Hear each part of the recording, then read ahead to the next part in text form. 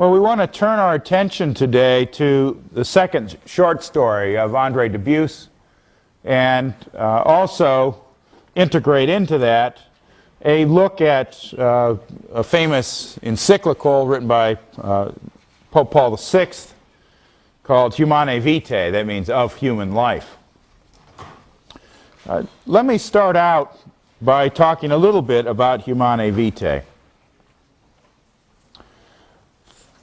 In May of 1968, the country, France, almost ceased to exist. Now, for most of us, this comes as quite a surprise. We think of France as more or less a permanent part of the Earth's geography. But, of course, that's really not true. In May of '68, a general strike spread throughout France and brought down the government. And they had to bring an old general, de Gaulle, back out of retirement to put things back together.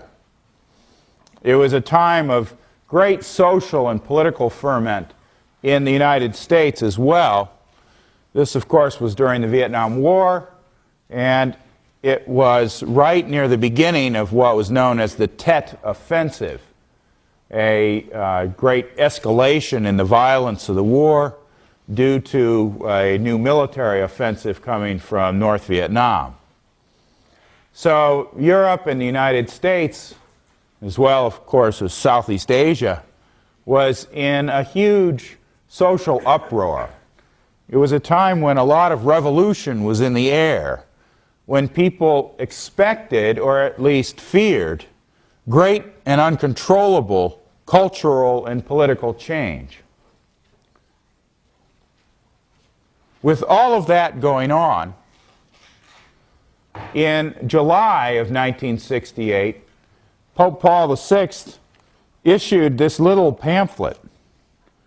And despite the war in Vietnam, despite the recent near collapse of France, it made headlines all over the world.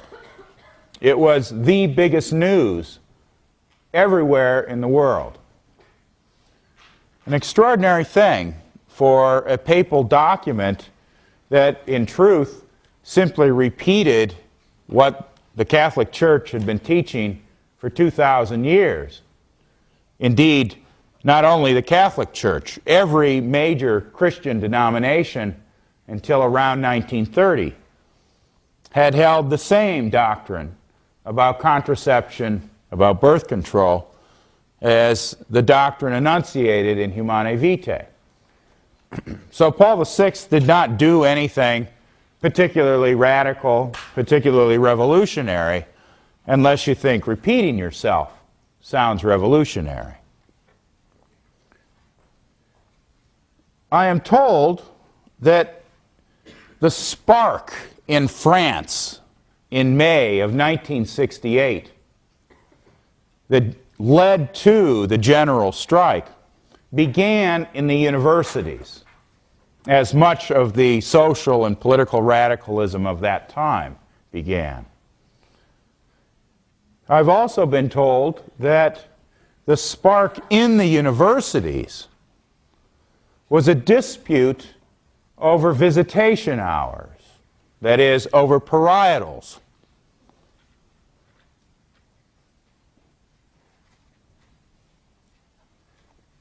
Issues about sexuality are culturally very potent. Sometimes they seem rather comical. The notion that the fire that almost brought down France got its spark from a question about parietals necessarily makes us smile a bit. But of course, the changes in sexual behavior and sexual mores that we think of as associated with the latter half of the 1960s themselves have very large and important historical effects. Among these historical effects has been the baby dearth, particularly in lots of developed Europe. so that parts of Europe are now on the opposite side of a demographic decline that will see their populations plummet. Because the way demographics work, the way populations work, it is not easy to repair a baby dearth. You can't make it all up in a year, say. You have to change very deeply ingrained habits about sexuality, about marriage, and about childbearing. So Paul VI's encyclical came at an historically very volatile time. A volatile time particularly for sexual mores, for sexual culture. Debusse's short story is an attempt to think one's way down into the new social world that had been created by the promise of cheap and effective contraception.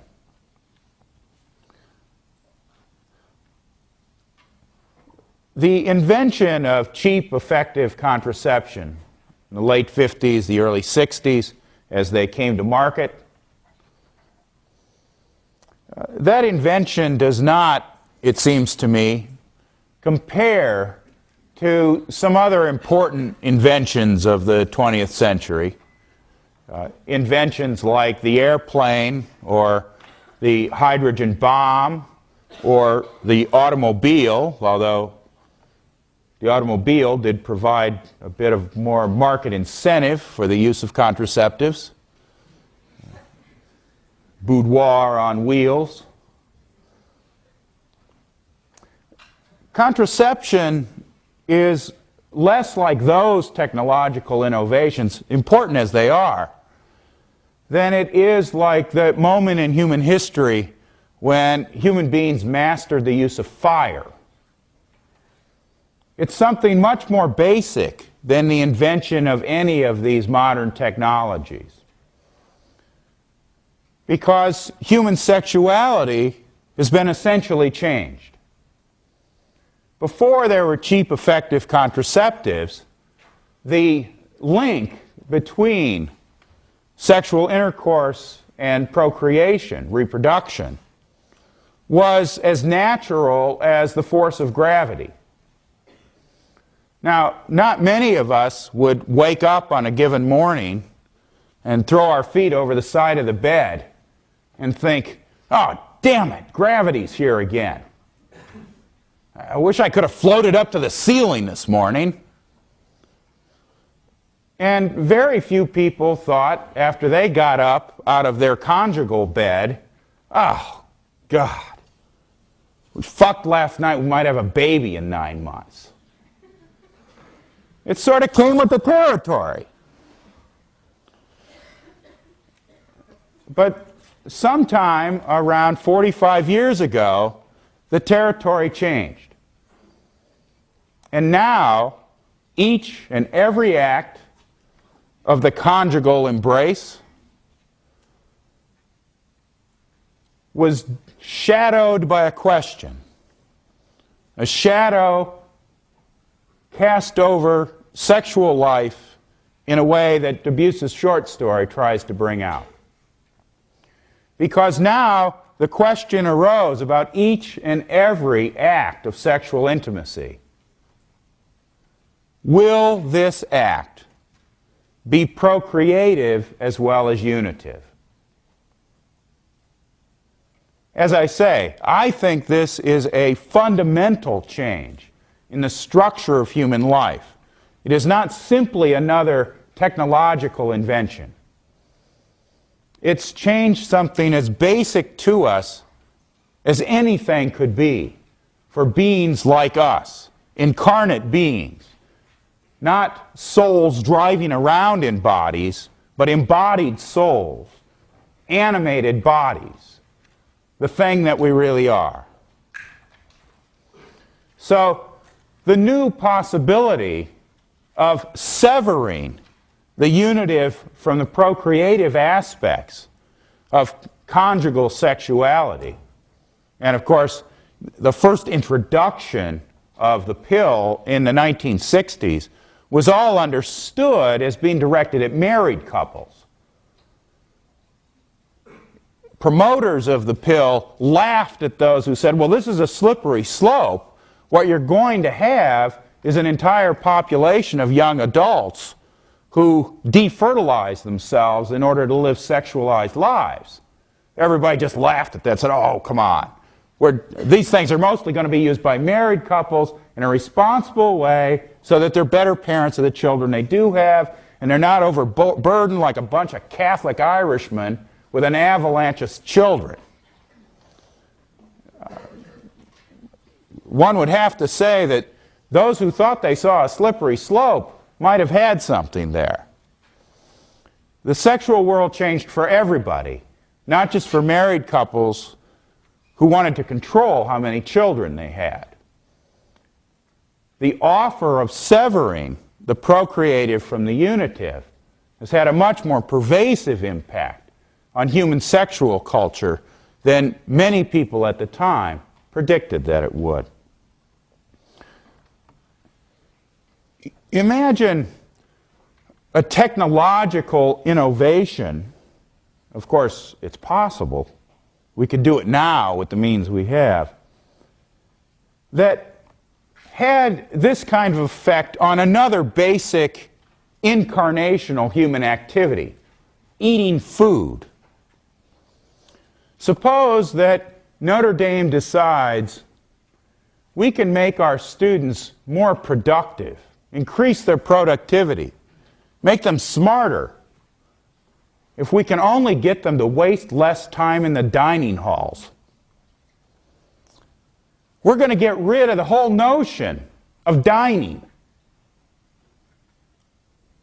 Why do you spend so much time there chatting with your friends? You could be in a computer cluster. You could be searching the web for information. You could even be posting your resume. If only we could get you to stop dining. It's dining that's the problem. Of course, you got to eat, but let's get rid of dining halls. That would sound like a leisure activity. Let's instead have nutrition stations. And in 3 minutes, you can stick a needle in your arm and get all the nutrition you needed. It'll be the fastest fast food there's ever been. And so the whole ritualized human culture that surrounds food and eating together and dining can be done away with technologically. We have the means. All we need is the will. We can change ourselves. Think how different our world, your world, would be if we separated the nutrition function of food from the companionship function of food. By the way, the word companion has as its root the Latin word for bread. A companion is literally someone with whom you break bread, someone with whom you dine, someone with whom, in a certain way of seeing things, you waste your time. It's possible to sever the nutritive from the companionable. It was also possible to sever the procreative from the unitive. It's an offer that Paul VI rejects in Humanae Vitae. Instead, he suggests that the connection between the unitive and the procreative is what makes of human sexual expression something that's conjugal, something whose natural home is in marriage, is in a lifelong commitment, both of the union of the spouses and of the fruitfulness of that union in being willing to raise children. From the point of view that Paul VI repeats, enunciates in Humanae Vitae, the unitive and the procreative are different aspects of one and the same thing. And that thing is sexual intercourse. The meaningfulness of sexual intercourse, the longing in human beings that's responded to fearlessly through sexual marriages, is a longing for a complete, unreserved, mutual self-giving. Now, any gesture toward a completely unqualified mutual gift-giving naturally will provoke our fear. Paul VI, working very old ground we've already seen in Matthew 19, with another teacher's talk of the way marriage overcomes our hardness of heart, continuing in that tradition, Paul VI sees sexuality that's an expression both of our unitive desire to be with another person in complete, unqualified intimacy, sees the unfolding of that complete commitment to union as itself an openness to new life, a lack of a kind of control, a gesture of optimism to an uncontrolled and open future with children. Pope Paul VI sees that as an interpretation of what our heart most wants when we fall in love with another person and when we want that person to become our sexual partner. I think that what Andre Dubus tries to do in his short story is to continue something that he tried to do in the first short story we read, Falling in Love. In All the Time in the World, Dubus now tells us the story from the point of view of a woman in her 20s. Again, she's had the misfortune of going to a Catholic college based in Boston. And another important thing, she lived before AIDS. I won't say very much about this today, but for those of you who are young, I think it's very hard for you to appreciate how much the sexual culture of America changed due to the AIDS epidemic. It wasn't really fully understood until well into the 80s.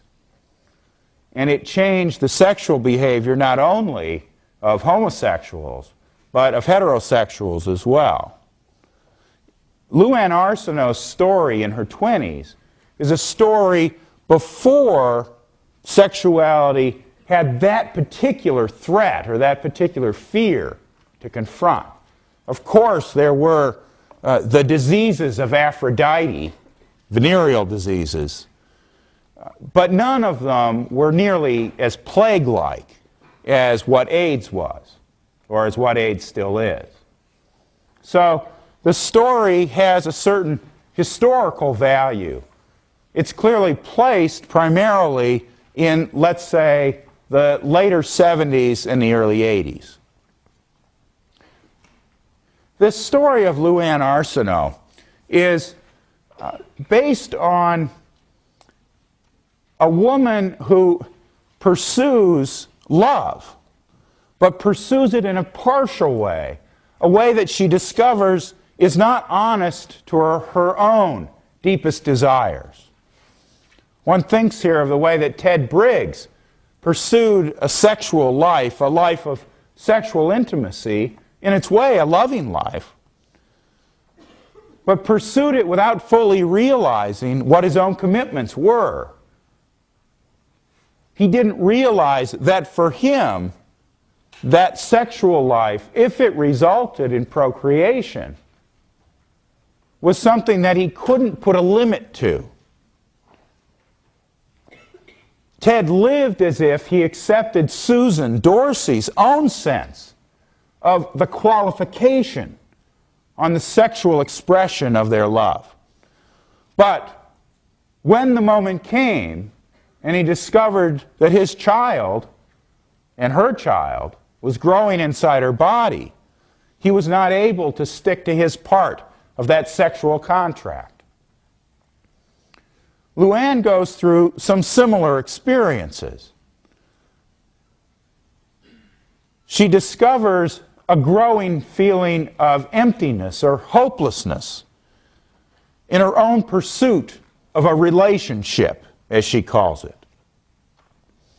Dubusse has a fine paragraph on what relationships are and of how the language of relationships seems invented in part to cover over, to hide from us our own deepest heart's desires in sexual relationships. She realizes that all of the men who sincerely believe they love her all the way into bed.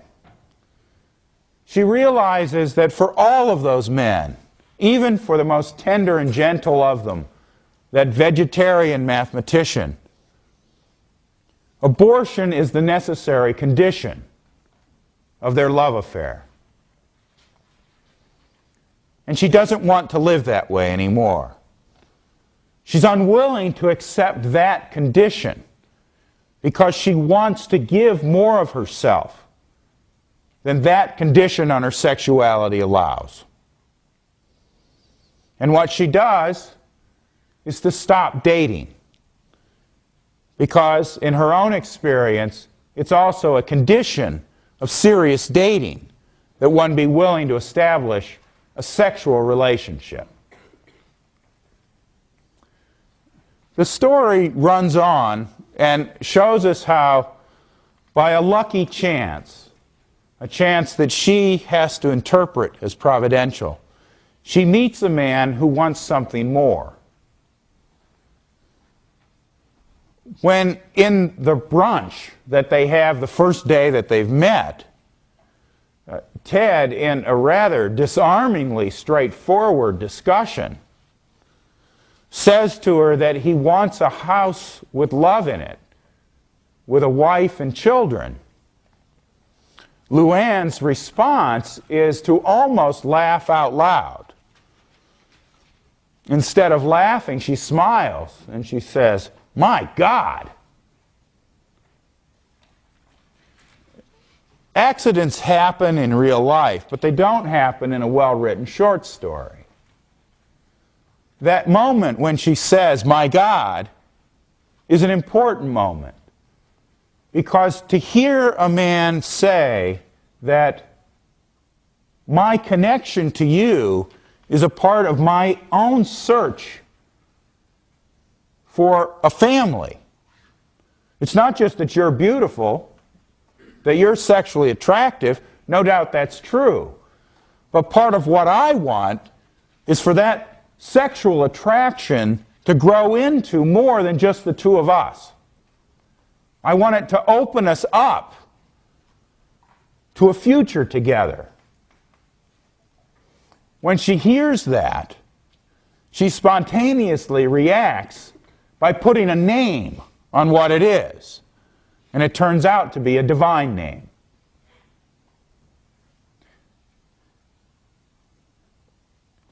There's a wonderful line in this story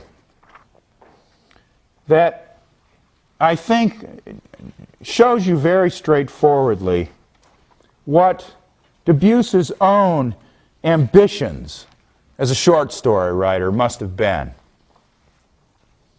This is on page 86. He's told us the story of how Luann got her first job in insurance.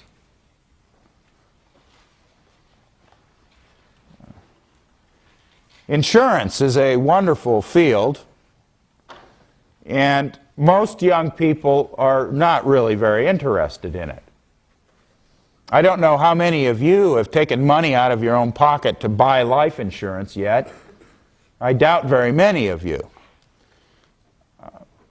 When you're young, you don't think that you're going to die, so you're not very likely to buy life insurance. One of the things you'll discover is that the first time you have a child, or the first time that you and your partner are pregnant, suddenly you'll be very interested in life insurance. Because when you have a child, you go from thinking you'll never die to thinking you might die any day. Death becomes very real to you exactly when you've brought a new life into the world. Well, Luann's first job was with insurance.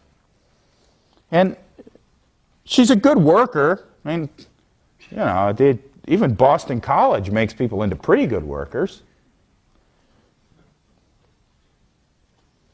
But she could feel her spirit bleeding away in this job where every day she put on a happy face that wasn't really met by any psychic interest that she took in this particular job. The paragraph on the bottom of 86 describes this situation.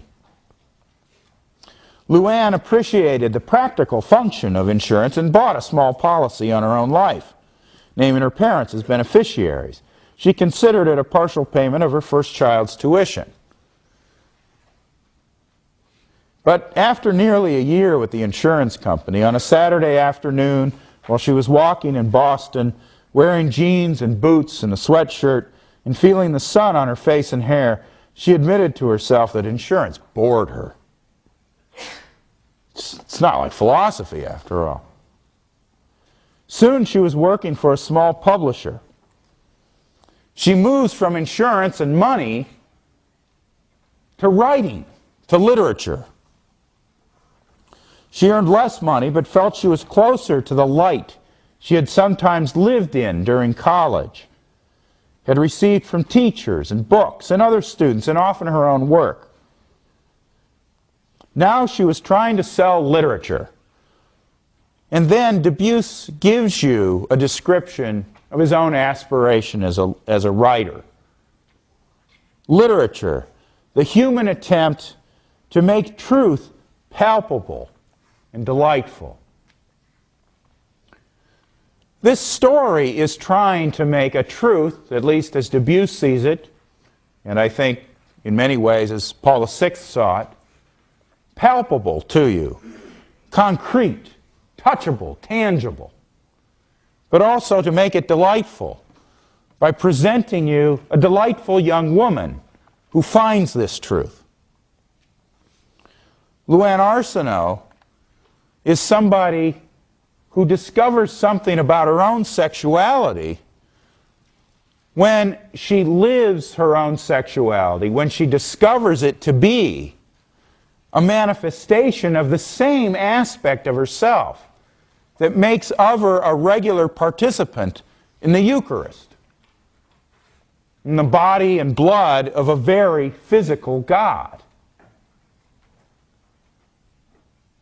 When Luann Arsenault can find that her bedroom does for her much of what a church does for her, then she'll know that her sexual life is living out the commitments that are deepest in her own heart.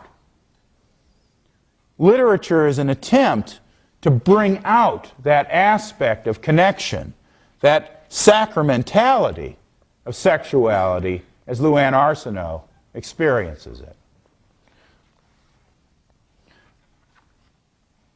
One of the general features of Dubusse's writing is the way that his Catholicism creates a world in which sacraments happen all the time, not just on Sundays. The way that so much of ordinary life turns out to be extraordinary, turns out to have a sacred dimension in it that we often block, that we occlude through the distractions of money, of worry. Dubusse wonders what it would be like to have those moments where the sacramental breaks into our consciousness. And he tries to give us an example of that epiphany, that breaking through of the voice of something sacred or divine, both in what happens to Luann Arsenault and in what happens to Ted Briggs. When Ted Briggs saw this beautiful young woman with the broken heel on the steps outside of Mass, he must have thought, this is a gift. This is a moment that's been given to me. Now, he was a little overexcited and he lost his smoothness. A smoothness we saw back with Susan Dorsey. He said, hey, I can fix that broken heel for you. It's an incredibly stupid thing to say. But Luann found him attractive enough to put up with it. And just says, well, what you going to fix it with? He blushes. He says, I was just looking for an excuse to talk to you. Which probably would have been a lot better opening line anyway. I'm curious, just from the empirical point of view, the lab side of this course, I would like some of you to try out, I guess it'll have to be the male, some of you, try out Ted's seduction strategy from this story. Try out in the conversation, yeah, I want to have a home with a wife and children filled with love.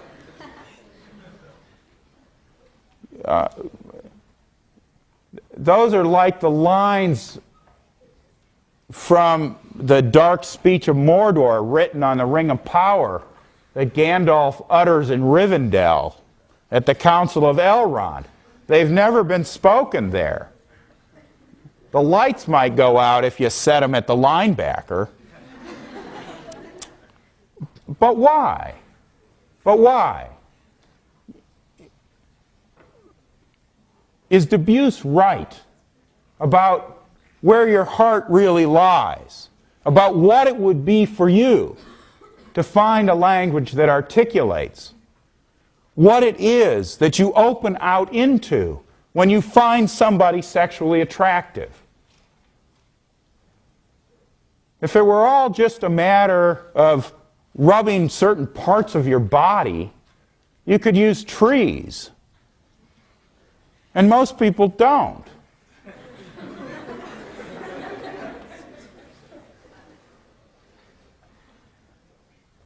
If what you want is a kind of intimacy with another person, an intimacy that creates in us a fearfulness because we're being taken somewhere we don't control, and whose end we do not see, an end for better, for worse, till death. If that is what is in our heart when we find another human being erotically potent for us, then the question of how we can open our heart enough, how we can overcome the hardness of our heart's hearing, to live that path, to move that way, that becomes a central question for us. It's not just a philosophical question. It's a question that has to be made palpable and maybe even delightful for us to take it up seriously.